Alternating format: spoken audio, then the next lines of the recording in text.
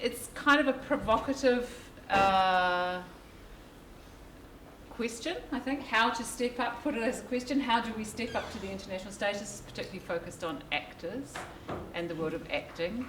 And on the panel we have two agents, Imogen and Graham, and an actor and a casting director. So one of the things I hope that we get to do today is to kind of go behind the scenes a little bit. This is kind of like behind the scenes opportunity inside a world that is quite discreet and, you know, not a public world in a way. So I think it's a chance for us to really think about how that interfaces with the more public parts of the industry. Just before I kick off and ask these guys a question, there are some actors here, I can see. Hello, guys. How many actors so that we kind of know the, directors? They really care. Writers or producers? Other, what kind of, who are you others? How would you, publicity? Teaching. I'm an agent. Cool. Editor. Brand funded finance. Great. Ooh, that's interesting. We'll talk to you later. Okay, and because it's quite a small session, I think we'll try and make it as interactive as we can. Absolutely. So I'll try to keep an eye out for you when you want to say something. And, this is quite good, so that we can, kind of make it pretty interactive, I think, and quite casual. Okay, just as a sort of to begin with, I've done a little bit of research on all of you. I found out some interesting things about you, Imogen, and your family life, which I won't reveal later. But I just thought it'd be interesting, just to kind of ground us, is how did you end up where you are in the industry? So a little quick, like why did you become an agent? Why did you become an actor? Or how and why did you become a casting director? So can we start with you, just so that we kind of started off on a personal level? I started off going to Auckland University and getting a master's degree in English Lit. And that had quite a component of theatre and all sorts of stuff in it. And then I ended up going off to London and living in London and working for a long time. And I started off at TVNZ in sales, and I ended up in PR in London, and then I ended up back here. And I got back into sales, going to direct sales. And then I really wanted to find a job that was still in sales, that it was something that would become a hobby for me. And so selling people is what we do now. Right, okay, so you're a people seller. That's interesting. Get back to that. Okay, Yeah. Graham, what are you? How did I get here? Yeah. I left school and fell into the television industry in London. In the sales, I wasn't selling, I was administrating really, sort of making sure the things that were sold went out and people got paid. So I ended up doing that for some years, and then ended up coming out here with a girlfriend, going back there, spending more time doing the English thing, then deciding I much prefer to be here. I came back here in the mid-80s, and a good friend of mine at that time, or still is Di Rowan, and she persuaded me that there weren't enough agents that were doing a good enough job at that time, which were in the late 80s. And she persuaded me that I would be good at it, which I completely fought tooth and nail. I had no sort of belief in that at all, but it turned out she was absolutely right. It's something that I've grown into. So the experience that I had in the television side allowed me to deal with all the mechanics and the money side of things, contractual, those sort of bits and pieces, and then I learnt to trust myself, my own instincts with working with people, and dovetailing all those things together has actually worked out really well.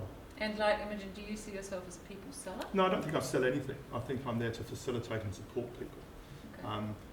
What works best for me is having a shared interest in the career of each individual. So rather than trying to be somebody who can sell somebody's dreams onto somebody else or to themselves or whatever, it's more supporting them in the choices they make and then ensuring that they're able to get as much of a living, and if they can't get a huge amount of money out of it, then at least they have enjoyment and critical success in their own eyes at the very least as they go along there. So there is an element of people selling in it, I think, but that's not the main part of it. I think one of the things that agents do, and especially here, so where all the agencies are basically just one person who set themselves up and then grown a little bit, but none of them have grown out past the size of each individual who set it up.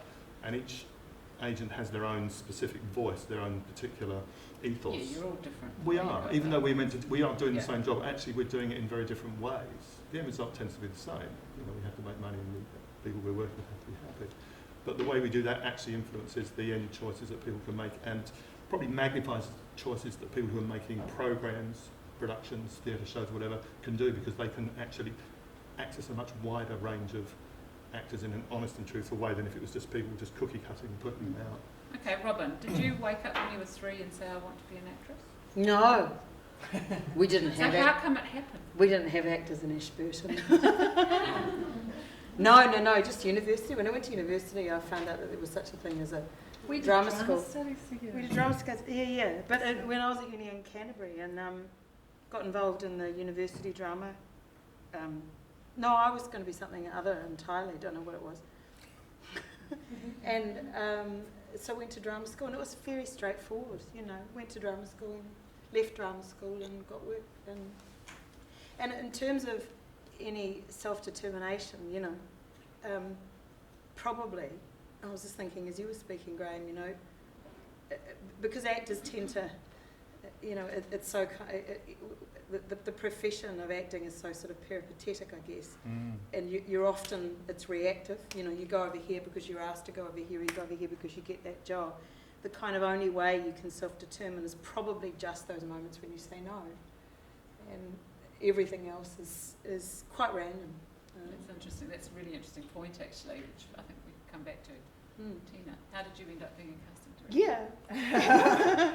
What I remember about Robyn is that at school, at drama studies, she was 100%. It's like you looked at.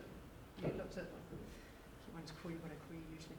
You looked at Robyn and you just went, "There's an actor. There's nothing else." And the rest of us were toying with other things, and we loved doing acting, I think. And in a funny way, that's been really true of my journey as much as yours, isn't it? You know.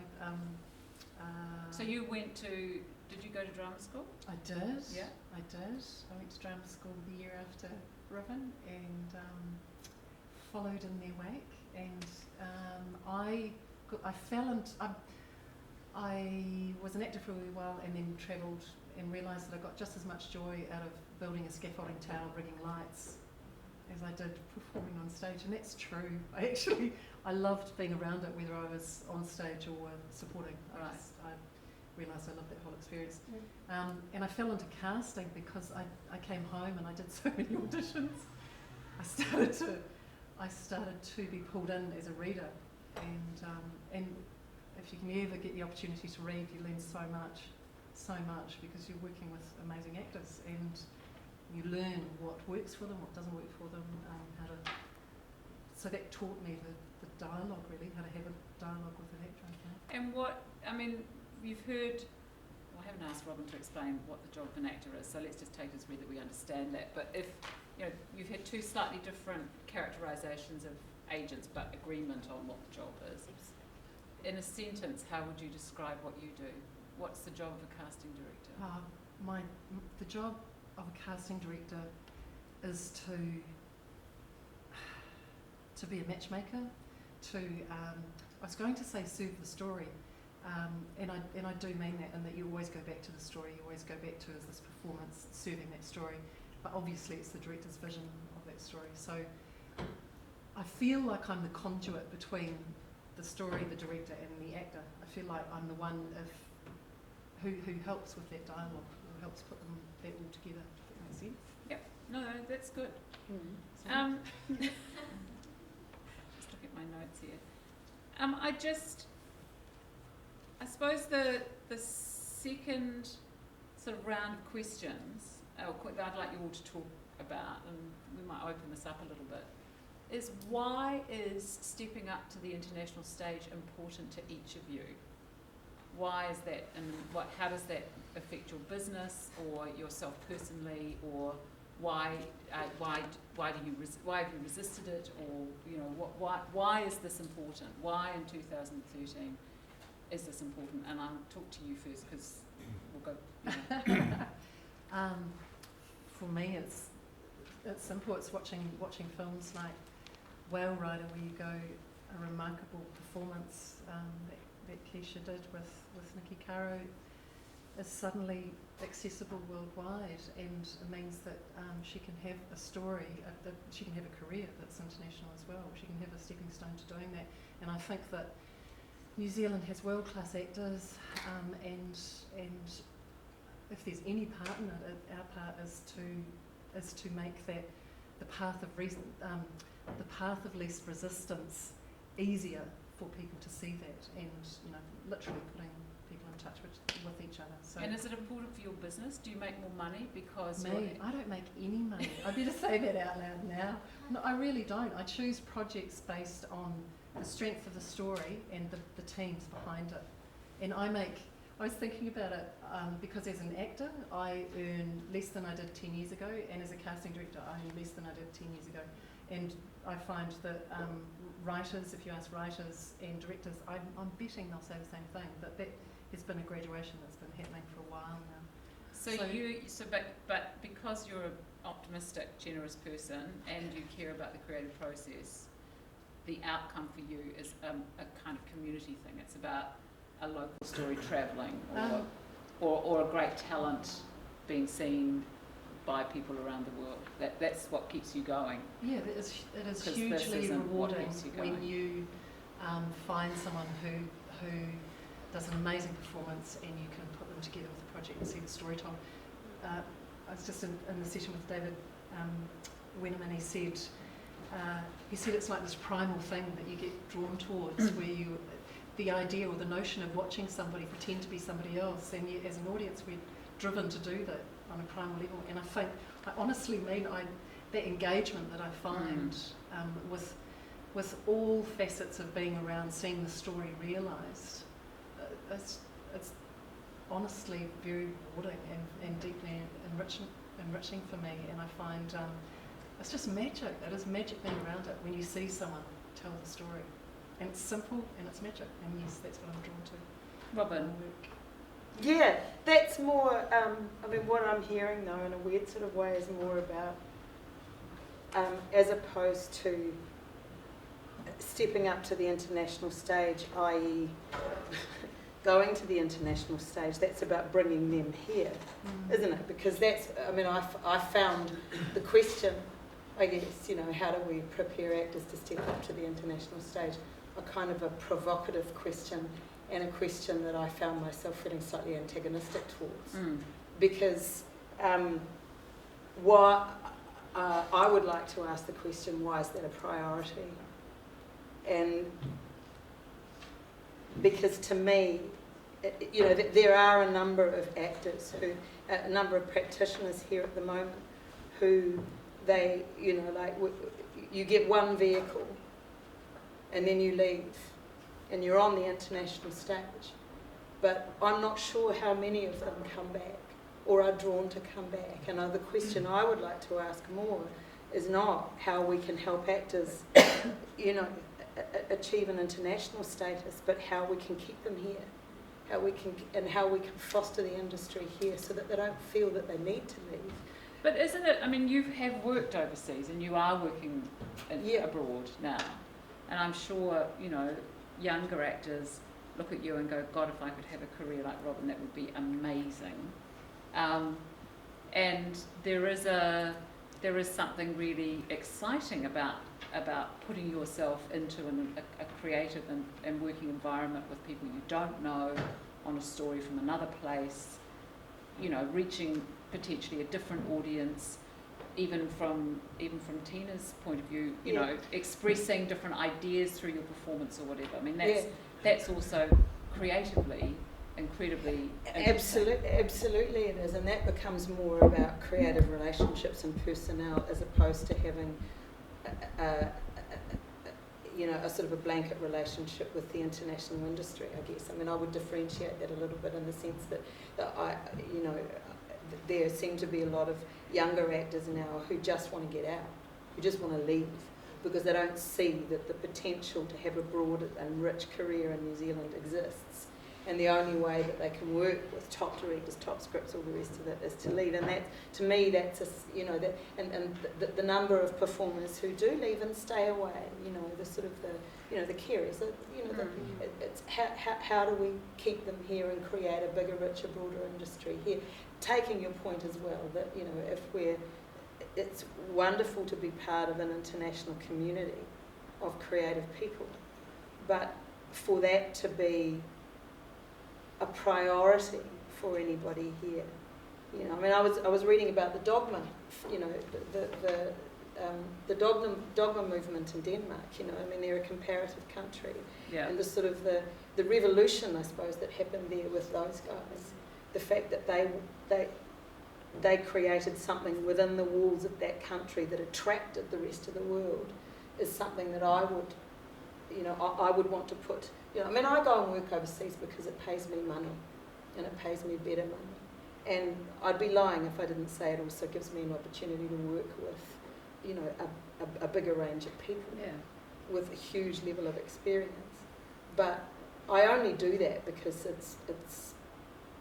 I've got to earn. A necessity. It's a necessity. But also because you can. And because it's tough. Yeah. It's I not. know. It's not an easy thing to do. Yeah. And for instance, like with Australia, to work in Australia, I have to make myself Australian based. So I pay for all my own transport to get to and from Australia. So that I can kind of cross the territories. Would you have preferred the question bringing the international stage here? Yes. Later? Yes. Okay, Because we'll answer that. We'll get on to that, I $1 think. million question. Graham, why is stepping up to the international stage important to you as an agent? As an agent, it's not important to me as an agent. I'm happy to stay and work here. I don't feel the need to be part of the international stage for myself. But I do believe that there are some actors who will do their best work offshore, who are driven to do things, and there's not enough opportunity for them to achieve that, any chance of them achieving that domestically here. We just don't have the range of the opportunity of work, or the culture either. At the moment, if somebody was trying, any actor that's trying to work full time in New Zealand at the moment is not working. If you're on Shortland Street, you've got a job. You may have a core cast star in one of the other few series that have gone, which is maybe 4 months. Apart from that, it's unlikely you'll get any other work. There's a difference between quantity and quality. It's very interesting. You're saying there are some performers who can only do their best work offshore, not at home. And underneath that, are you saying that the quality of the work here is not high enough? Are the directors and writers not writing, in your view, material that is providing actors with terrific characters? No, I don't think they are, simplistically. Okay, that's If you look at the television shows that have been out over the last 5 years, there's very little that's transcended just the normal mundane level of providing material that goes in between the commercials. It hasn't really risen above that an awful time, I don't think. Would you agree? Anybody on the panel? Anybody out there? I disagree. Because I think we do have incredible. I think the writing here has improved so much, but maybe they're not getting funded. That would be my. Right, of the material that's been on air over the last 5 years, would you say that there's anything that's been world class? I'm saying that they're here. I'm not saying we're not capable of doing it, but we're not doing it. It's not happening. If you look at Robyn's Outrageous Fortune thing, which is the first 3-4 years were great, worked really well, but it started to kind of plateau for me as a viewer. And other things that have come out of that particular factory haven't really reached those heights. They haven't somehow. I don't have emotional connection with any of those characters. So I'm not an artist. If I'm not getting the emotional connection, how are the actors doing when they're trying to actually inhabit those characters? If they can't make me connect, then presumably I believe in their talent, so it must be the writing and the people that are creating the writing and doing that, they're actually holding them back. So if those actors can get the opportunity to try and do the same thing elsewhere, then I would hope that they would take that, and I do. I support them as much as I can, within the fact that obviously only a certain amount of people are ever going to be able to do that. I will come to you, Imogen. David, you had your hand. Yeah, sorry, I touched on this in the seminar before, and I apologise for the people that were there.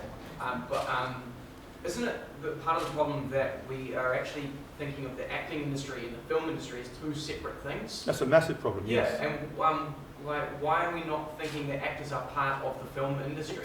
And that's the biggest problem to me, because I look at it and go, why would I want to try and be an actor here when, like, I have to audition, and then if I don't get that part, I wait 1.5 years till the next show starts again, and I can maybe audition and get a part in that. When I could go overseas and the strike rate of auditions, I could be doing 4 a day, as opposed to 4 But being 6 months. overseas, don't forget, we're much smaller here. We don't have the same critical mass. Yeah. But having said that, yes, actors, I think, are included much more We're holistically We offshore. talked about, like, we're these aliens, do you know what I mean? Like, and then when you can hear actors involved, it's like, we should be working with directors and writers right from day one. Like, Right. and I've Well, done it's, that. it's in my not. time. Yeah, it's not the actors that don't want to do that. They're not actually allowed to. Then, yeah, Okay, no, what- we're segregated, and, Yeah. and You it's know, really it's frustrating. even worse than that. Because of the market size, there's an oversaturation. So somebody like Robyn can be on a major show, pivotal lead for, 5 years, and then suddenly there's nothing more that she can go to because we've got a problem with the networks. Networks will not recognise a star system here. Yeah. So what happens is that effectively it becomes a star. That's what happens. But then there's nowhere for them to go, Yeah. What- right? Without now doing what Robyn has had to do, which is go and create her own work and become focused on the creation of it rather than actually waiting for the opportunities to come any longer. Because TV3 would go, oh, sorry, she's used. It's not only that. You know, though. and it's that simple in this country, But- and that's why we sell people overseas because of this oversaturation problem. They talked earlier about how do we get people along to the theatre and about Yeah. the cultural cringe factor. It's like if you want kids to go to the movies and spend their money, they will happily go. But you've got to give them heroes. You've got to give them people that they can relate to. That's where that boom in the New Zealand music industry happened. Because Nation Mystic was singing and the voice of that generation. Yeah. And if you're not giving people like the youth something to like anchor onto and go, I know Taika Waititi, he was awesome in that film. I'll go see his next thing. And if they're not building that as an acting industry, then Well, what's the problem point in New really? Zealand is you only have one thing, which is rugby. Right? That's it. Full stop. Nothing else. Rugby has the only That's the only legal thing and that you're talking accepted about in terms of having union. a star system. Yeah, the rugby players have a union, and it's rubber stamped and supported by the government. Every other union is being smashed. Yeah. And that's it. And you look at what the endorsements are, right? If Robyn was a rugby player, she'd be on MasterCard and Visa and, ASB and everything else you could possibly be Too on. late. Change your career, honey. But, you It'd be look good for us look by at that. It would be. I think there are lots of things sort of coming out of this, which I'll try and wrangle and get back to. Good luck. Martin, you had Yeah, I just want to pick up because I think they are integrated. And I agree with what Robyn's saying. So, and one of the big challenges we have on two of the shows we're trying to get up and getting very close is can we shoot them in New Zealand or we've got to shoot them in Canada? And one of the big drivers is there's the cost comparison. But there is, we've got good US broadcasters on board and all that stuff. But the key issue is we need 2 or 3 A-list actors to really make it. Now it's much easier to get those A-list actors on a fast turnaround, on a show that's maybe shooting 8 10 days. If they're up in Canada, it's all about the agents and the managers and everything else. They can then go, easy to fly them back to Yeah, They it's don't like a the big 2-hour budget. flight. Yeah, then mosh pit for the dinners, the lunches and at so the same forth. time. You bring those A-list actors down to Canada for a 6-month shoot, and there is this tension that builds up that makes it much easier to shoot in Canada, but everything else is level. The more, as Robyn said, the more we can encourage our actors to take risks, it's all integrated. So the broadcasters are going to be, so what A-list New Zealand actors can we bring forward and present as potentials? And there's probably 6 or 7 that are, are A-list on the world stage.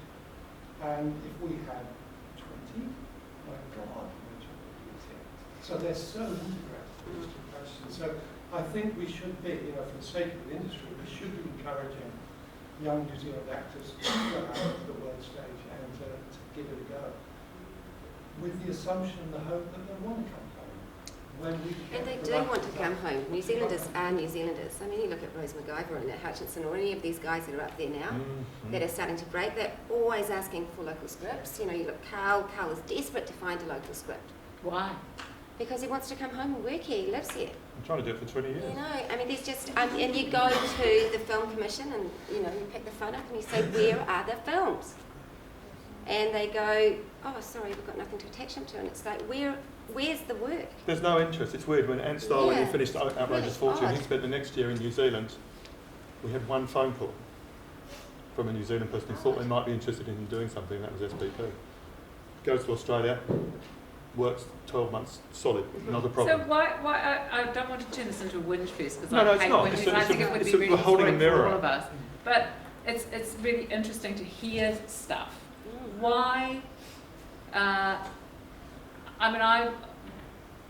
Do you think it would be a good idea for writers to write for particular actors?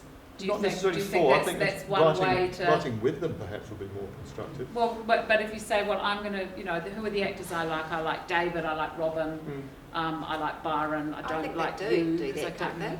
And You can and ask this to me. then you know, I mean, is that something that is that a model of creativity that you think is being bypassed? No, that definitely happens on SPP productions, because the amount of times you've been at a party with a writer and they've gone, oh, I've got 4 of your people in the lead.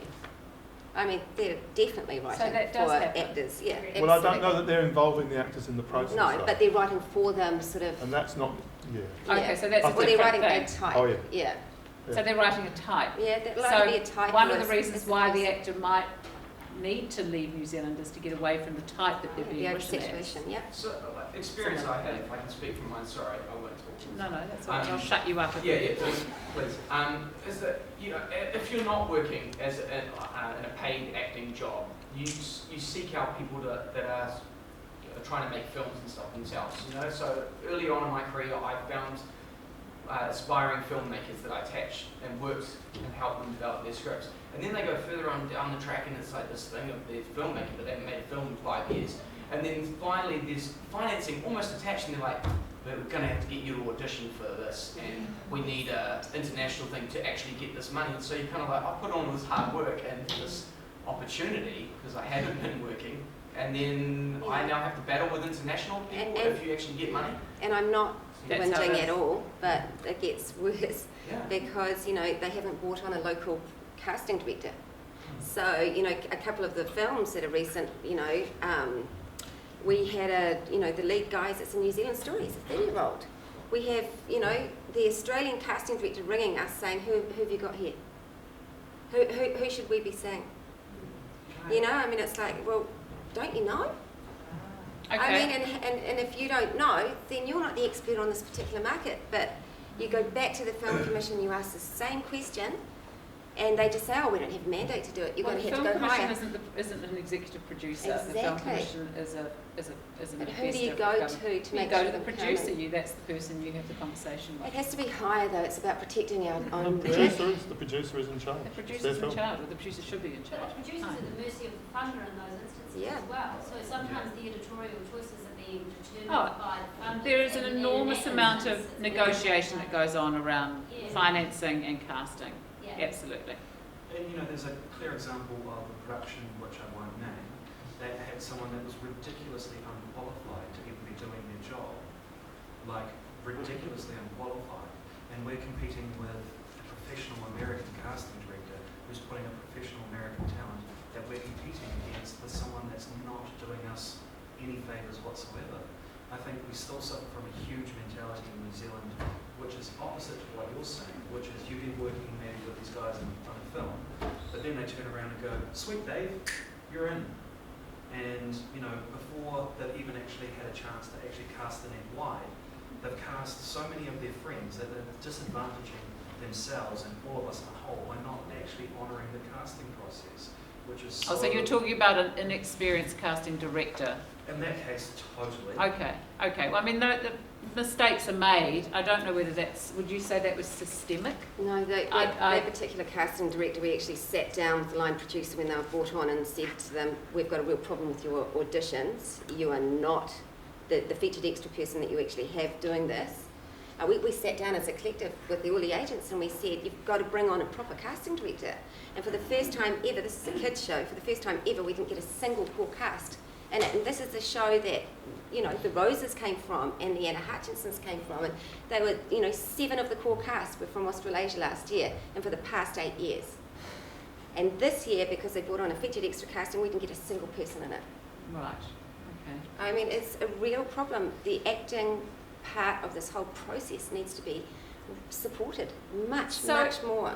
I mean, I think I'm going to start To a get back to your list of thing, yeah. action call things that we can do at the end. Like, what would be good to do? Because, and just kind of almost go around the room, because it feels like there's, you know, a degree of anger, discouragement, distaste. The point from what Imogen's saying really is that if actors don't get the opportunity to work here and have something to show, then they're not going to be able to step up to the international stage because people won't know whether they can achieve it. Showreel material. People have to achieve a certain amount of credibility within New Zealand. Well, that's fair enough. So, but we need an environment that actually actively supports actors That means and a uses Kiwi their first. skills, which is what we're saying. If we've got ghettoisation and the actors are brought in at the last minute and nobody really understands what they do, it's very hard to allow their talents and skills to imbue themselves into the production and make it better than it would otherwise be. So, how could that wall, or that disconnection, or that walking away, what are some things that could be put in place or could happen that would make that would undermine that? What would make it a more fluid? It's protecting our people for getting the right opportunities and doing it in a meaningful way. I think therefore it starts with the casting director coming on that is credible and has experience. But that, before you get to that, you need to have the whole making of films or TV. People who are making them need to understand who actors are, what they do, what they bring to it, what their value is. So what would be a good way for the acting community or for agents to educate people? Because clearly your feeling is, and there's a bit of a feeling out there, is that people are ignorant about actors. Yes, absolutely. So educate us. Well, at the moment, how can you educate us? Well, we've just started this association for the first time, which is all of the agents together, finally in one room. And there used to be 2 guilds. There was an association and a guild, and it's the old conquer and divide rule. You know, a producer would go to some from one side, and basically it was on an anti-equity or pro-equity stance, and that's where the agents sat. But by doing that, they actually weakened the environment, and it was very, very difficult. The whole Hobbit scenario is an exact example of this going completely wrong, because the actors were asking for a meeting.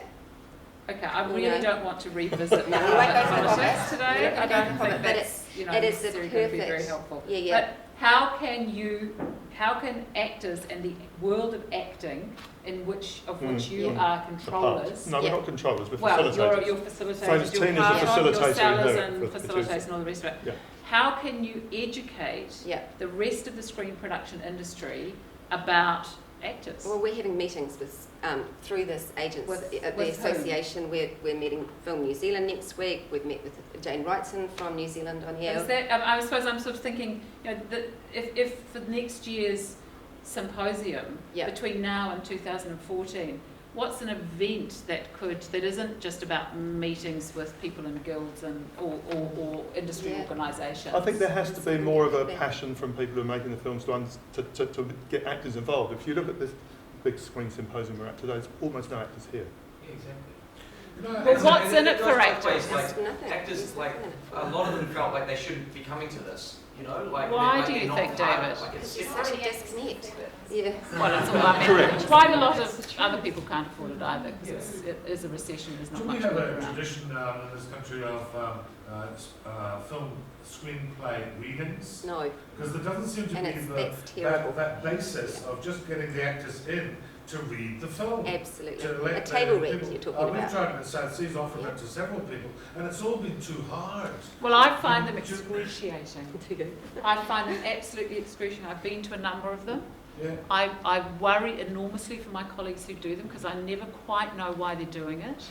And often it turns into a one-person show by the person who's reading the big print.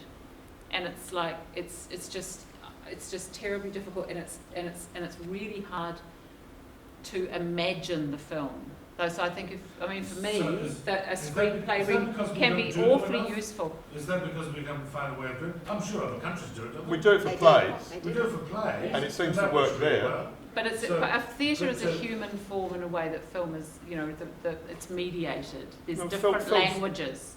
film still has to be engaged. human, otherwise if we can't connect when we're watching it, then, No, I then understand it won't that. work. I So understand that. it's different, but it's the same. Yeah, sorry. You know, along that as an actor, doing a reading is amazing, rather than what I find at the moment is becoming less and less as the budgets get smaller and smaller, is that little thing called rehearsals. And, you know, rehearsals is kind of good. Doing records on most of your content kind of means you don't actually ever get a chance to actually gel and connect. So, you know, it becomes acting by isolation, acting in isolation, sorry. And it really does, and you see it all the time on screen, where you're just going, well, that person's not actually talking to that person's basically doing melodrama, and this person's, you know, doing completely other genre altogether. And I think that was really clear in the last lot of, maybe not quite to that extent, but I think that was really clear in the last year, where we had, you know, all the 5 shows sort of released over a very quick period of time. You're talking about television? Television, Okay. in this case. And I just think that was a clear example of just not enough prep work was put in. Tina, do you think that the directors that you work with, and you work with a lot of different people, do you cast commercials as well? I have done a little bit. Okay. Do you think the directors you work with are interested in the actor, as in acting and performance? Of course they are. I mean, so it's why is everything. it that the room seems to feel that they're not? Because there's a history, I would say, that there's a history that we've had that has caused a divisive kind of a culture, and I think that my advice, if we're going back to that question, which is how to step up to the international stage, which you know, that's what I'm talking to. My advice is that if you're an actor and you want your work to be seen, you have to own it and do it yourself. You have to do 48-hour films. You have to create links that people can see.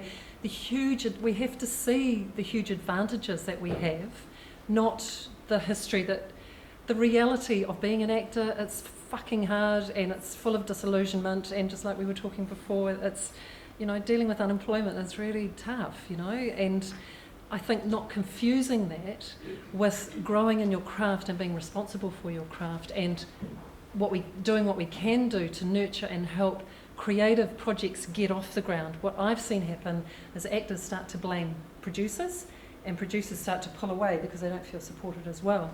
And I believe that it's really important that we actually focus on the future and look to it and go, what are our strengths? And our strengths are our acting ability, our technicians are amazing, our locations are amazing, our writers are amazing, and that's gold, you know. Now, so Imogen disagrees because she's sighing and huffing. No. She disagrees with you. I do So agree, what do you? but I mean, you're going to have to take on the ethos of the government then, because, you know, we're being sold as New Zealand is a location. There's nobody in there. well, there's no absolutely, quotas go on to the people government and have your protection. say and lobby for what you Yeah. want to say, but Yeah. do not be drowned by it. Yeah. You know, I think that Martin, what you're talking about, you know, bringing the international stage. What we're trying to say is we want to invite co-productions here. We want to invite outside investment here to come here and do projects, and we do need to step up and say, hey, look, this is what we've got, and we need to be quite bold about it. So we need to really champion our A-listers, and we need to go, this is who we have, and we can tell these stories, and, you know, we've got great actors here. So that would be my focus. I just think that from where I sit, and you guys know where I sit, that the public does want stars. They want New Zealand stars, and they support New Zealand stars. And when New Zealand stars do really well overseas, that is It's really well received. higher, Yeah. you know. And from where I sit, doing publicity, working with media all the time, that gives coverage to those actors. And I don't think that the attitude at large within New Zealand is not that it's just a film location. Actually, the general public loves that Ed Star is on Benji. Do you know what I mean? Yeah, I do. Yeah, we feel ownership. We're proud. We love. Pride Yeah. about it, and it's in that way. I actually think it's similar to why the All Blacks are the successful brand that they are. It's because they succeed exceptionally well overseas. New Zealand has a terrible tendency for needing overseas recognition before we accept ourselves. Yes. Absolutely. There's been a couple of, 1, 2, 3. So you and hi, Fran. So yes. Thanks. Both Robyn and Tina have touched on this, but actors do need to take need to be empowered to take responsibility for themselves as well. And I've been working as an actor in New York for the last 15 months, and I had some success there because I had, very early on, I was able to engage a mentor, and I had a business coach. So I was actually, like, I was very quickly had a team around me. I had an agent, I had an acting coach, a business coach, eventually I even had a publicist on board, and I was able to build an entire team that would structure career growth for me. And I feel like here, I don't have that team around me. I have an agent, but I don't have direction. Like, I'm kind of all over the show, I don't have a clear career path, and I don't feel empowered to actually do anything about that beyond writing my own work or probably going back. And I desperately want to work here, but yeah, I guess I don't feel like there's a team around me who actually care about that. Whereas in New York, I feel I can safely go back, get on the phone with my manager, and it's a go. It's a different type of business, isn't it? Sure is, but And you have to be willing to give up. What are you paying? 30 or 40% commission? No. You have to have been if with all the components. 30%? You mean per person? No. Collectively, you're obviously very business minded, but collectively you're investing in yourself. But that's a huge commission payment that you would be paying. For those I was people, still making more. You know, it was well, to you it was worth it. I was giving myself a chance not to take myself seriously, and actually learning that this is actually a viable career option, and that there is actually a path, and I can think about this in a very practical sense, and that I can set goals. And do you know people who have that level of support in New Zealand? No. the money isn't here to pay all those people to be able to spend that time doing it. Enough to be able to That's right. Yeah. If Robyn's not paid enough, then we get paid less than she does. Oh, I know. So the whole thing has to be financially viable. And also It's not a hobby. You want to know about what we do in terms of selling our people overseas. Well, it costs us huge amounts of money. I go to LA every year. We go into Sydney at least twice a year. I mean, my job and the expectations of my clients is to be able to place them in foreign territories. Therefore, that costs me personally. There's no support at all for any agent in this country that I know, so it all comes out of our own profit. And it takes a lot of work to network with people. You know, in the States, we've got 35, managers and reps, and then every single person that wants to go up then has to have a show reel, and they have to be packaged, and they have to be sold as if they're a brand. And then you have to ring up your 35 people in LA, and you go, the only reason they're going to see it is if on their show reel they might have Lovely Bones, or Top of the Lake, or whatever it might be, but something credible and that is quality and high enough. But all Kiwis want to travel. It's, I don't know a single person on my books that doesn't want multi-level representation. Nobody. Sorry, no. I just wanted to answer that question, about how you educate people about, actors, and I just don't think it's about meetings it's about the work. It has to be about the work, and it has to be about, in terms of, just responding to what you were saying, Martin, about wanting to have, 20 actors, A-listers to choose from. Again, I go back to the work. The only way that 20 A-listers coming from New Zealand will exist is, how do we create them? And if you look historically, it's always been about something that they've come from here. So again, it's about the work here. It's not about, it's almost like if we focus, if we nurture just this industry, the rest of the world will take care of itself. My view now as an older actress. Well, you're not emerging. You've just emerged, though. Let's just say older. Yeah, I've just emerged. But is that I go to these bigger territories and I think, what the fuck am I doing here? There are 100 million actors in the UK or in America or Australia who can do a great job telling their stories. They don't need me. I want to go there because I want a SAG contract and I want to be paid more money so that I can build a bedroom on the back of my house, Yeah. I want that. But they don't need me. Well, here, some of them do actually. so well, yeah, But not all of them. But here needs me more. Like this industry needs me more, and I want to feel, supported to stay here. I would like Jay Ryan to come back and bring some money back in. I want Kerry Fox to come here. I want Sam.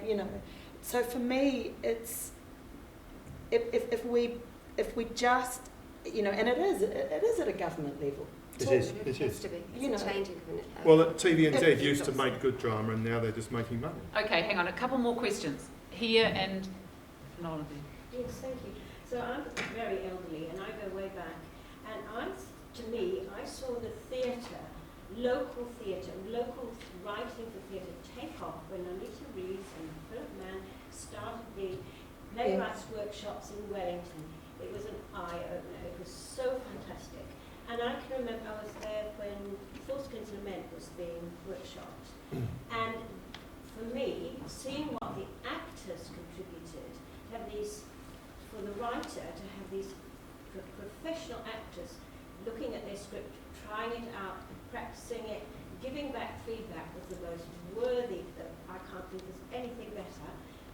The directors and the producers were wonderful, but the actors, there needs to be, I think the writing needs improving in New Zealand. There's not enough opportunities, there's not enough help, there's not enough information, but they need to talk to actors, and actors and actresses give back so much, and I really think that's vital. You've got to have a good story, it's got to be professional, it's got to go somewhere, it's got to have a story, but the making of the characters, making it work and seeing if it does work, you can only see it when it's practiced and tried out. They didn't only read, they read first, and then they got the chance of seeing it practiced, performed, and I just thought it was so brilliant, and I think we could do something like that here. I think with film, we could do a sort of workshop with maybe asking to see some scripts, picking out the best, and then workshopping them. And you can't workshop because you can't film them all, but you could get back from the actors what's wrong with this character. So what we're missing though, I think, is the continuity of opportunity for people, so the writers can keep writing and learn and get better, the actors can keep acting and learn and get better and give back and feed into each other. And at the moment there is no real continuity. That's what Imogen was saying before. You do your role and you go, that's fine, next one. And people don't get the opportunity to build on their abilities and their talents and their experience, and that's really the killer, and that's probably why people want to go away more than anything, is because they get the opportunity to continue to work. The Science Star, he went to Australia, he was in 3 TV series in the same year.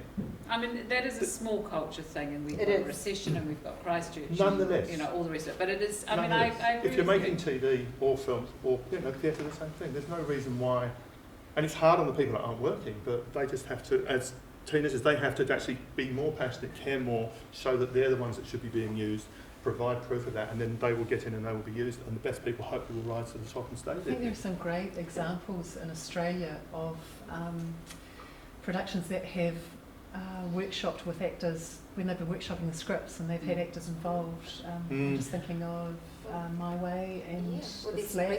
I'm pretty sure they were involved.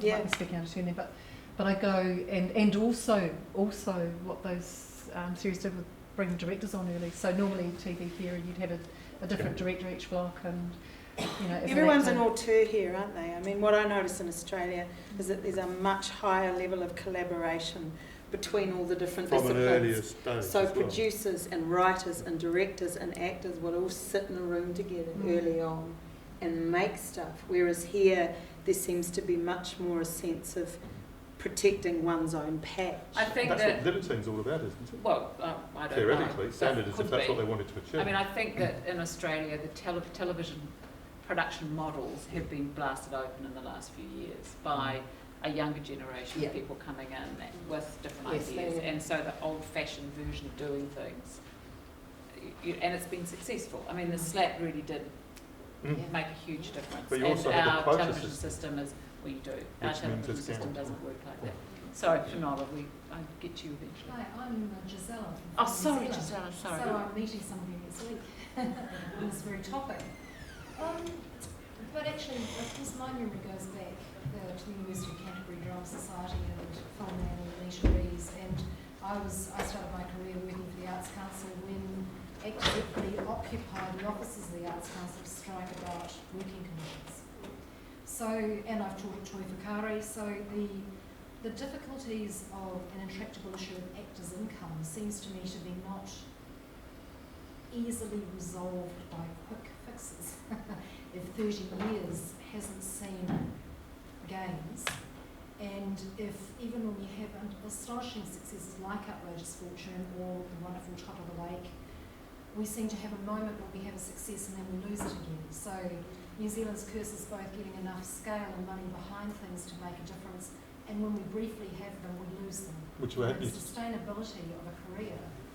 And of course, we're focusing on actors here, but we could talk about writers, we could talk about craftspeople, we could talk about painters, we could talk about virtually everyone I know who works in some form of creative practice inside a country, which we love its egalitarian quality, we think it makes the work, you're talking about Robyn, but it's also a quality that means that people don't want to spend their taxes, not enough people want to spend their taxes on these things, they want to spend them on rates, on sewage systems and roads, and so we're always having to make a case, which isn't, because I was in an earlier session about the Danish case, where people are paying 60% tax. We know all this stuff. I also sense, of course, the anger that it generates, and we're hearing some of it today. In my dealings with the international world, with the international film world, which has been 3 years of really dealing consistently with LA, almost continuously, and in LA a lot, it seems to me we don't set the rules of international engagement, and we don't get to determine how that plays out. And all we can do is try and be as smart as we can about the things that matter to us, among which should include the quality of the work that's being done here, supporting our creative people and making sure people earn a living. And so it seems to me, and I suppose we'll explore this at the meeting next week, but we need to think entrepreneurially and creatively about where opportunities lie in this slightly depressing scenario. Because I can't agree with you, Tina, dealing as I do with it, that we are marketing locations. Certainly locations for international production are one of the anchors by which you pull them in, because if they can't make their script look like, your country can't look like their script, they'll never come. But it seems to me that the cost factors of international production when they do come here means they will pick up local actors if they can, because it's actually cheaper than to do so. I'm not suggesting that they'll pick them up as the leads, and I'm not suggesting that they'll finance the production of people who aren't stars, but I am saying that when they come to New Zealand, they do want to pick up locals. And so how do we push the price up of the local, and how do we say to them, understand that there's an acting pool of depth and talent in New Zealand, which you should look at first. You don't have to think Australia. You don't have to assume you'll have to ship everybody in. I met recently with people, production company who've done Spartacus here. Spartacus having finished, of course, and they said to me, of course, one of the problems was Spartacus being the show it is. We'd killed everyone because they didn't kill so many people. They said, in some ways it's fortunate it's finished now because we've run out of people to kill in New Zealand who didn't be recognised. It's kind of horrible and funny at the same time. And thank God for prosthetics. But it seems to me there is a place to go with all of this that should be utterly creative. Miranda's spearheading a lot of this thinking because she's the person who goes, let's do this, this, this and this.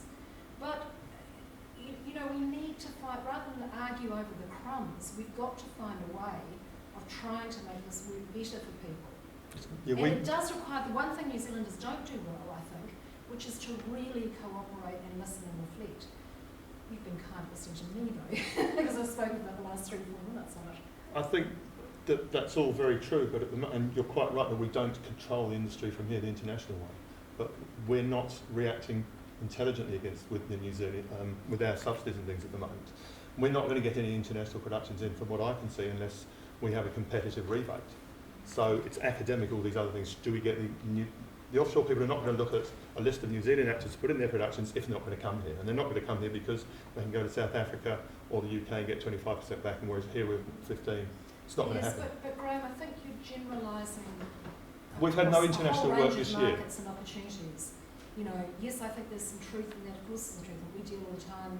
We quote competitively all the time against other countries, but it's not the whole truth. There's always opportunities and energy and hope and aspiration and a focus on what's important, which is that people earn a wage and that quality work by New Zealand actors becomes recognised internationally. And that's ensemble work as well as individual work, it seems to me. So then it's us working with people like you to make sure that the opportunities our people are protected, so that, you know, the issue is that with the co-prods coming in, you know, we are going to have more and more Australian casting directors come in to cast it here.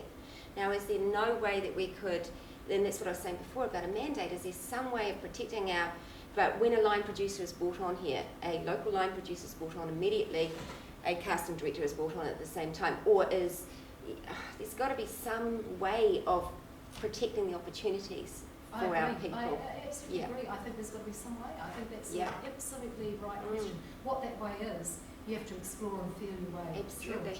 Yeah. But yes, there has to be a way. We have to be determined about that. I mean, it's. And I think what is happening though is this detachment is because we can't find that way.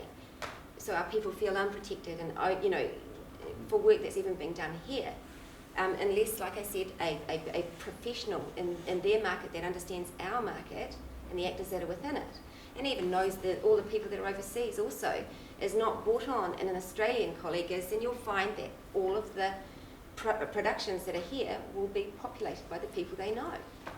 I think, and it's a real issue. It's becoming more and more so, to be honest, with, you know, and it's something that we do need to do in terms of protecting our people. But I think it's, I mean, you know, for an international producer looking around the world at where they're going to place their co-production, you learn the rules inside different countries. Right. And you acknowledge that, well, I think I'm happy to work with inside these rules and protocols, but not these rules and protocols. And if there is a thing about a percentage of your cast having to be from New Zealand, you would need to acknowledge that would be a rule that some people would go, well, actually the subsidy isn't high enough and it's 12 hours from LA and various other, you know, I mean, people, you know, there's no reason why that can't be put in place, but it's a risk. You need to consider that risk. Martin, you had another comment you wanted to make. I agree with Giselle, and I kind of disagree with you to some extent. I mean, I think we have, you know, we're all fighting to get better subsidies from the government, and I think they've done, while we're all a little bit disappointed, I think one of the certainties is the fact that it's still on the books and it's going to stay on the books. You know, it's not something where they're capped and all the rest of it. So as we're developing these dialogues, we actually know we can, like if this particular show gets up next year and goes into 3 seasons, I know that support's going to be there for those 3 seasons, and our international partners need to know that. I think there's been a huge amount of support behind the scenes. And I think we've got so much more going for us than locations. The conversations I have with my partners overseas is everybody wants to come to New Zealand because it's a great place to live. Because the crews are so good, the acting talent is so good, the efficiencies on the ground, moving around the country, because everybody in New Zealand feels like they're part of New Zealand. So actually we actually have a reputation as a country for being pro-production, right down to the baker on the corner.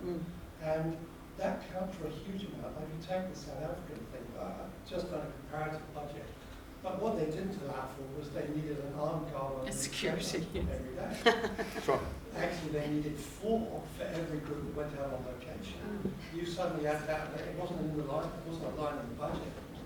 And so we'll deal with that later. And you also get a lesser quality end result because people are nervous and not really relaxing into it. Nobody wants to go and work there. So suddenly your list of key actors who want to go there. And while there is a restriction from some of those managers and agents to allow their top cast to come here, but I mean, I come back to Robyn's point. If we get a Game of Thrones type scale project happening here every year, or even 2 of them, then all these other problems take care of themselves, because you're only going to bring in 2 or 3 A-listers.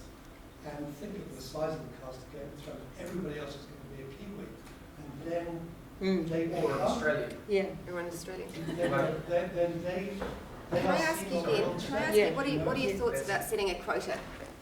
Because like a percentage you know, of so your a cast. percentage of the staff must go, the crews must be a percentage and the cast, must be 70% or something. I don't know. This is a question to put to you that I was going to put to you next week. I have to catch a plane actually, which is why I'm going. You do have to have, but you couldn't do it because we're trying to bring production here. Right. The more rules you enforce on them, the less they'll come. I mean, we're just not in a. It's not a it's a buyer's market. Yeah. There's nothing wrong with the theory, but the business reality it just And wouldn't survive. That's the very uneasy bit for me, because I don't know where you then draw that line. Where do you compromise and where don't Where do you compromise and where do you not? Because if the rules are set somewhere else, There are no rules. how exactly? I mean, the immigration laws at the moment are awful for crew and actors. How do you protect and then sustain an industry here? Because and I mean, I know it's a huge generalisation and very inflammatory, and it's the kind of statement I love.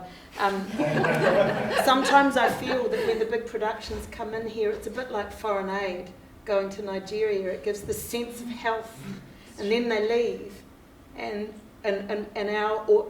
our great practitioners have all been sort of engaged for a time in an international production. It then goes and the bottom's fallen out of the local industry, and I'm very nervous about making sure that is always our priority, so that we can, make a Game of Thrones. I mean, the lovely thing about Game of Thrones is that most of those actors, I don't know them.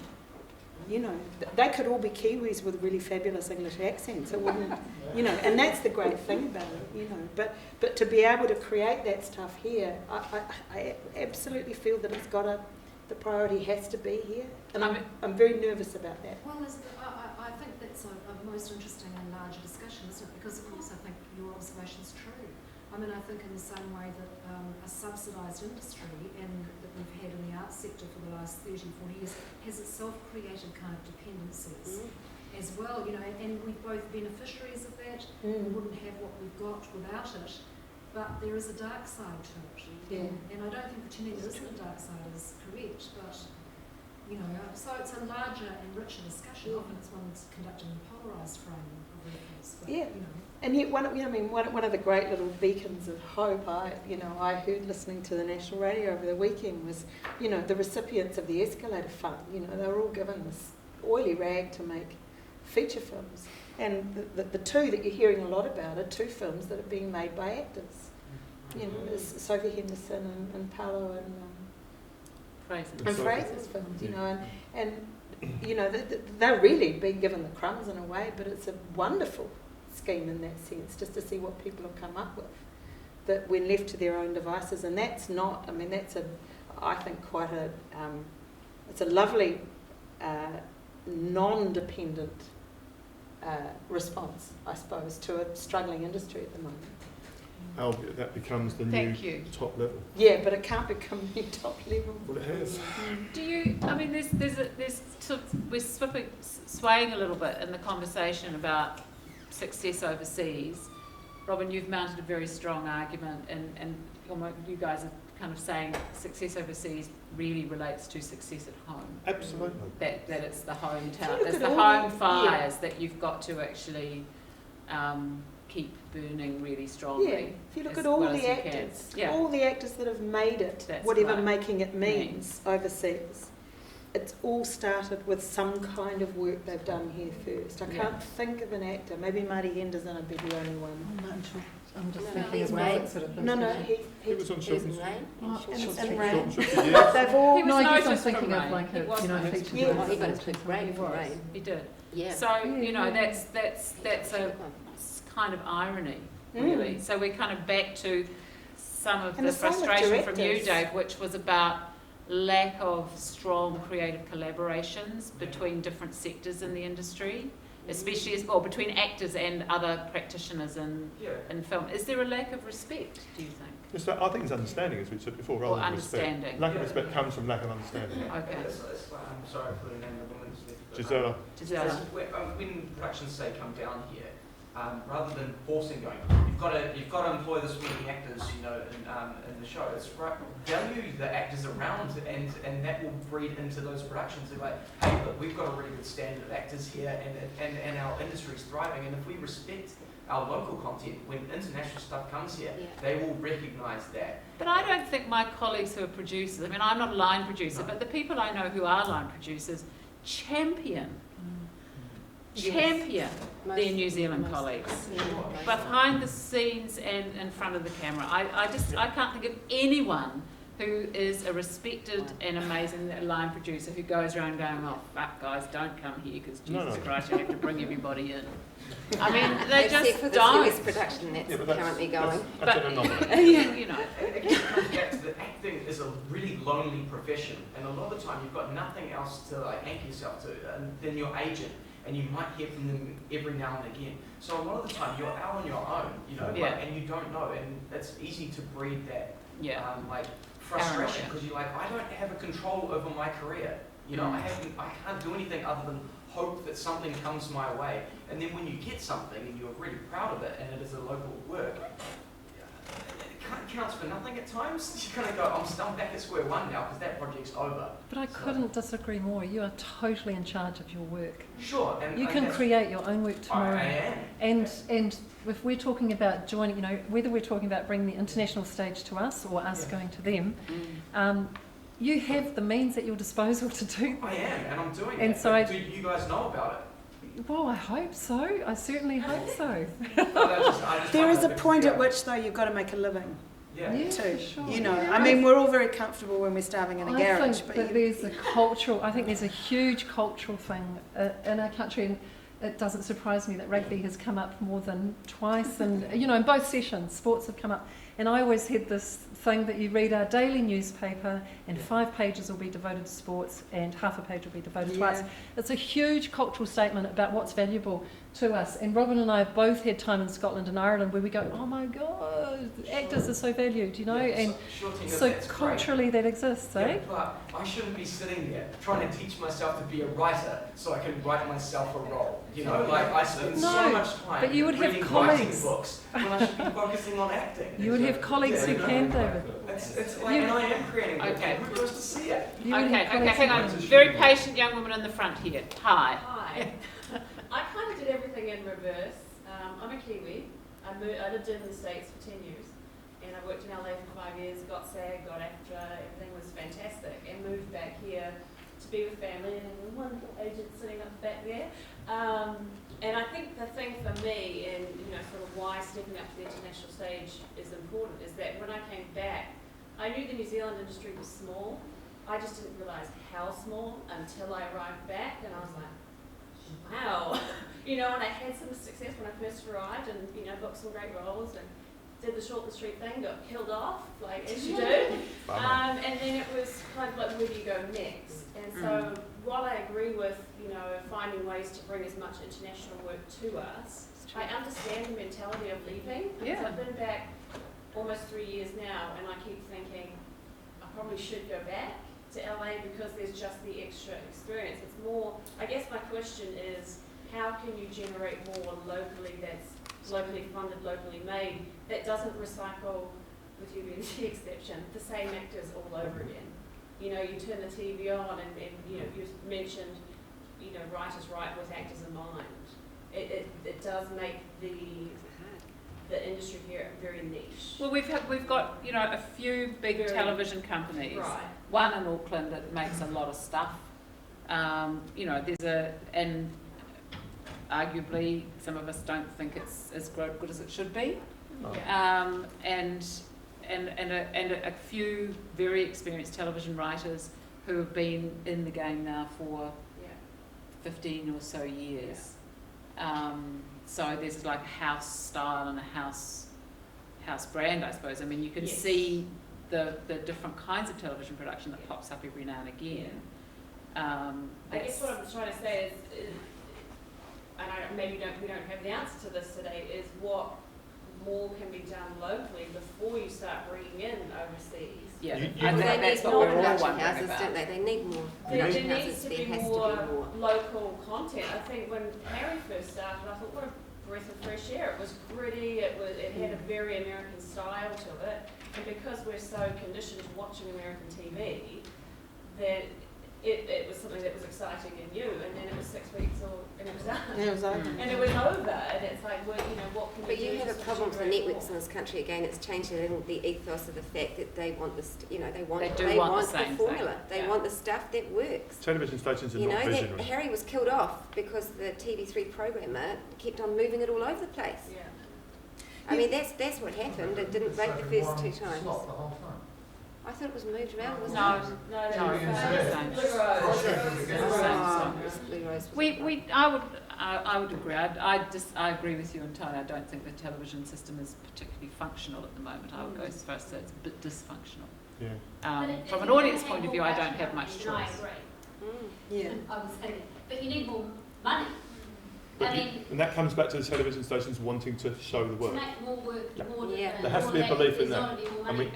And we need the international people But to also keep the everything going model of financially. television distribution is, you know, it's altering. And again, as a small market, they've got issues that they have to try and work through. So that's why, if we can bring, or you know, when Martin's successful, if we can bring big television co-production here, Then that then lubricates that everything financially, which begins is to brilliant. that lubricates everything. But not at the expense of, you know, I mean, hopefully, I mean, but... No, that allows the people Yeah.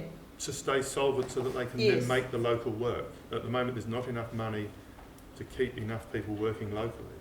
So it's the international about- people, if yeah. they come in, then their money and their opportunities help keep the people who can do the good local That's work how it's supposed alive. to work. That's how, and That's at the it, moment, and it's collapsed. It's not Yes. really. Paolo, you had it.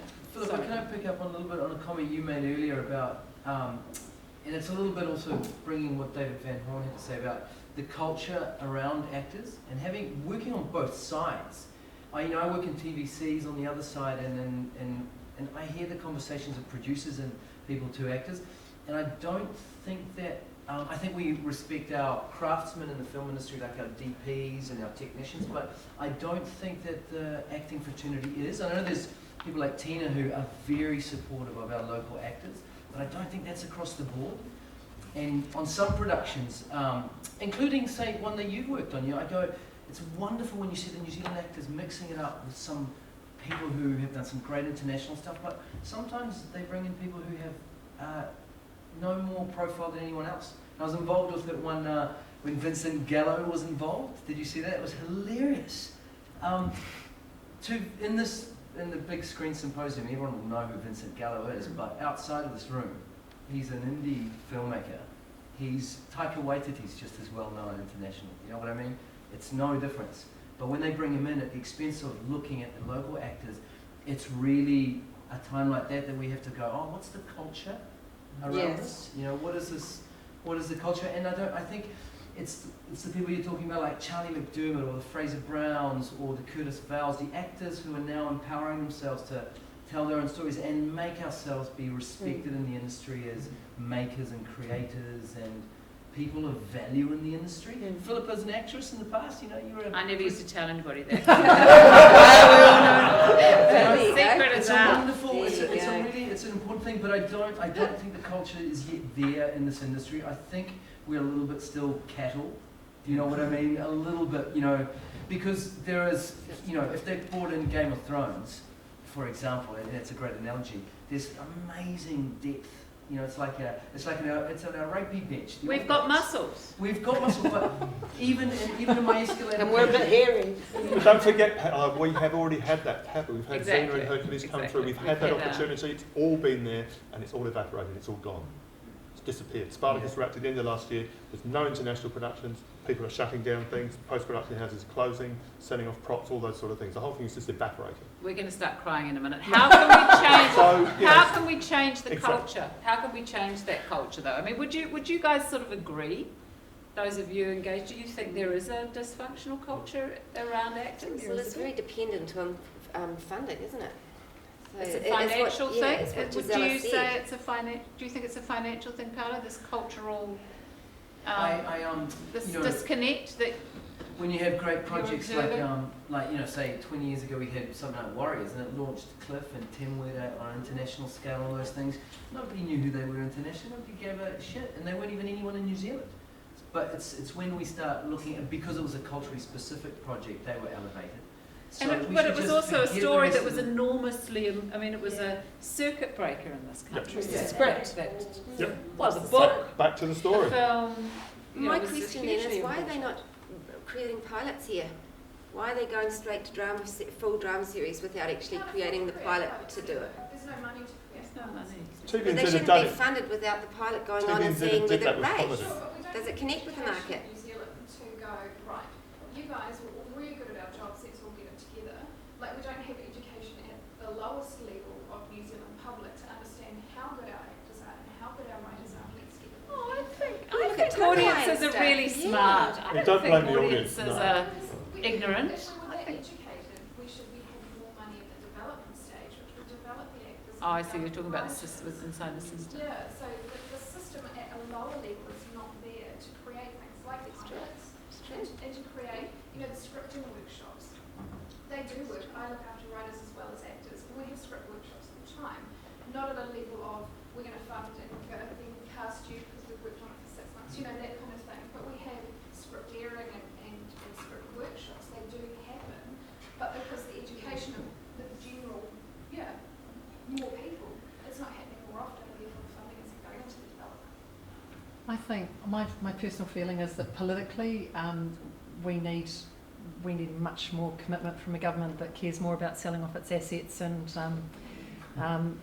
less about special needs children, and I don't get their focus, and I think that politically we need a drive that gets the government to acknowledge that we do need more funding. I think that socially, culturally, that's our job to go, hey, Yeah, it is. and I love rugby. Like the World Cup is the best theatre I've ever seen. So I go, it's how we go, look, we're all on the same stage here, and how to value each other. But that's up to us. It's up to us to tell those stories. Intervention. And it's also up to us to go, we are world stage, and we're going to make it really clearly accessible to you. So on a whole bunch of levels, and that's those conversations we were having about literally, on a pragmatic level, how we can get our actors to be doing great, putting great show reels together and presenting themselves in great ways and doing great self-tapes, which means that, Robyn can do a self-tape with us for Scotland tomorrow or wherever or however, but we can access that if we want to. And that would be my thing. If it's not here, if the Hercules and the Xenas are taking a wee break, then let's get smart about how we can make ourselves accessible to other projects. And if we can bring Game of Thrones here, then hallelujah. It's 25%, yes, only 15 here. Robyn, I just suddenly looked at my watch, so we have to kind of wrap 5 up minutes. quite soon. Can A few more quick, yes, Can I just John. ask two things? I think there's a wonderful support for the development of actors and gaining the mana of the actor back again into our culture. I think it's a superb program, and it would be wonderful if I was another 40 years younger to actually go and do that again, because when I was training as an actor, there was nothing. There was nothing in the theatre corporate sort of days, but we were proud of things to do, and we just got on and did it. And the things that's happening now is that we have a lot of people in the industry who want to get on and do it. And there's going to be ways to do it, because we haven't thought of them yet. And that's why the young generation coming through, I think, are going to be some of the interesting areas. One of the areas I'm interested in knowing of your opinion on is how the international web and the way that we have actually reduced our production costs because of cameras, lighting, sound, and some of the breakthroughs that have been made for actors in the last couple of years have been web series and have been mentioned already in the seminar. And how the industry that is something over $1 billion, I believe the industry is nowadays, our screen industry, how come none of that industry is paying development out of their pocket, out of their part of their income, in their big industry money, how that money is not being put back into our industry directly by the companies? Because a lot of us are working for companies who are actually making stuff as our regular jobs. Do you know what I'm saying? Yes, talking I about? understand what you're And saying. so you have Images, and they have an Images development program, and people at Images can use the facilities, get people together, get the actors together. You know, that sort of energy going into the industry, especially when we have screens that can be international screens from your bedroom. You know, there's a whole world of opportunities there that I think that we need some leadership in. What do you think? Any comments, guys? People are not going to put money into something that they don't see a return. That's the difficulty. I think there's no obvious way to monetize web material at the moment, certainly not domestically here. But the success of web series and like the Flat 3, sure, but nobody's making any money out of it. Same thing that's happened. Oh, well, I think Auckland Days, people have got money out of it, haven't they? They managed to get funding from TVNZ for a second series to be put on TV, yeah. But they didn't get any money out of the first one. The first one they funded effectively as a lost leader for their careers. But my argument is that the future is finding those, maybe those, you never used to buy anything below a certain amount on the web. Now you have micro things, you can buy a cup of coffee on the web. You know what I mean? That there's many ways that new avenues are going to open up if we're ready for it. Right. Yep. I think that's a really good positive thing to end on, because I'm certainly saying that. Yeah. Because like Peter discovered Neil Blomfield because of his 5-minute shorts on YouTube. There's got District 9 and those done his new ones. And we regularly trawl looking for those young filmmakers who are putting stuff up there. Yes. 18 months ago I met my young nephew. His BBC show got picked up by Hulu, 100% funded by Hulu, $1 million an episode. House of Cards, 100% funded by Netflix. Yeah. You've got Xbox coming on screen. Absolutely. We just met them in LA to this. Xbox and how meant to be. You've got Xbox, Apple, Google, Amazon, Netflix and Hulu are all out competing all the major networks now with checkbooks. Yes. But even beyond that, young filmmakers in the US are like garage bands now. Yes. They're going out just like we're doing. They're putting together their own equity into it, their sweat equity. They're producing something like the Monster movie for very, very small budgets. And they're actually getting a direct return because they don't need to distribute them, going straight online with them. Yes. And they set them up as project-specific companies. And we need to find a way to support young filmmakers here to actually follow that path. Yeah. Because it's a hugely exciting new world. Yeah, and it's got different. I mean, it's not. I don't think like that, but it's got entirely different storytelling modes, and it is. I agree with you. I think it is really exciting. It is really exciting. Last comment from you, Ms. Malcolm. I just think it's about getting real, isn't it? I mean, we're a little country at the bottom of the world trying to compete on an international stage, and somehow it's about the building up of the internal industry while having a really healthy relationship with the rest of the world, because we probably can't exist on our own given the size. And in building a relationship with the rest of the world, how do we make sure, and it is at a government level, that we protect what's ours in terms of talent, in terms of funding and sustainability of the local productions, and somehow helping standards raise, I suppose. And to me, it's obviously possible, but it's got to be about legislation and immigration laws and quota systems and which doors do we open and which doors do we not, and it's doable. I think it's doable. Yeah. Right. I'd agree. I think with Robyn, we've had a very viable industry in the past when it's been a much smaller country, but we had a lot of intervention from the government, control, subsidies, sort of forward-thinking, collective, where the whole industry is working together rather than breaking up into little factions, which I think over the last 20 years, the political ideology we have in the parliamentary area has kind of infected everything else, and the cultural sector has been kind of thrown out the door, sadly. So you had days where you used to have Mortimer's Patch, all those sort of shows. People were working, there was good things there, but it was supported by the television stations whose remit was to make shows that people wanted to watch, not just to find stuff to put into commercials. So we have to go back to that scenario where people accept that the culture is important. It is worth paying the taxes for, maybe not the 60% that Denmark pays. Maybe it is, maybe people do want to pay that sort of level. But that conversation hasn't been had. And until we have a government that can engage, or not even a government, political alternative engage with that sort of level of thinking, I don't think it will change. Imogen, last thoughts? I think exactly what you're saying, but I also think there are things that can be made, which is, the positive spin for the actors out there, and, the collaboration with all the different guilds and Sparta, and everybody coming together and actually sitting at a table and going, how do we turn this round? How do we, New Zealand's, brand New Zealand. How do we brand our actors? How do we protect our people, even if it's not mandates and quotas formally, but actually there is an unspoken rule between the practitioners that are here. I think 100% to do that would be good. Yeah. I mean, there's just got to be greater collaboration between our own people. Now, Tina's assured me she's got something we can have a look at that's going to make us all laugh. Okay. As a final thing. Isn't that funny? I thought I was coming here to talk about how to do a great self-tape. But, so we might just play the second one. So it just says... Is this a great self-tape? This is the kind of self-tape that you should do. That is going to get us all onto the international stage. This is a great self-tape. So this is one that you should watch. That was sent to us, and he ended up scoring it. Yeah, good. How long have you been back? Seen John? I've seen him.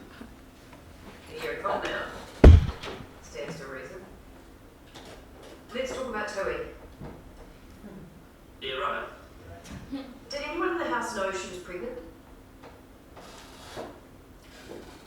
I didn't. Has she been seeing a local boy, someone in her class? Must have been. Why do you say that? Well, someone got her in. Not anyone at home?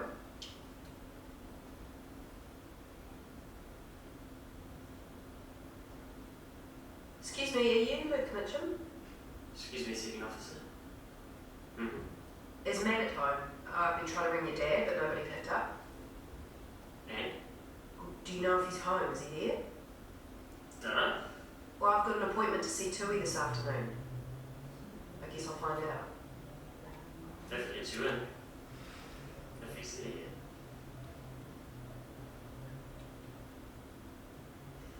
Can we pause it there, Simon? Hey! So basically, this is a self-tape that Byron sent, and he ended up securing a role on Top of the Lake through this work. And then I just thought, as an example of what not to do in a self-tape, and I thank Byron for offering up what not to do.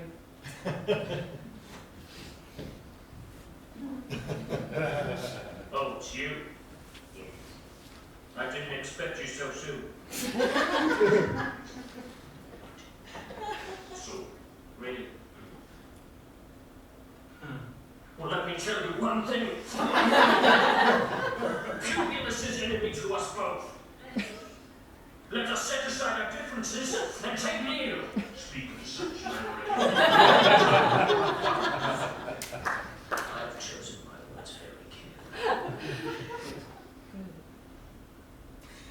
You will take the virtue so much, but you will never take my memories. Thank you.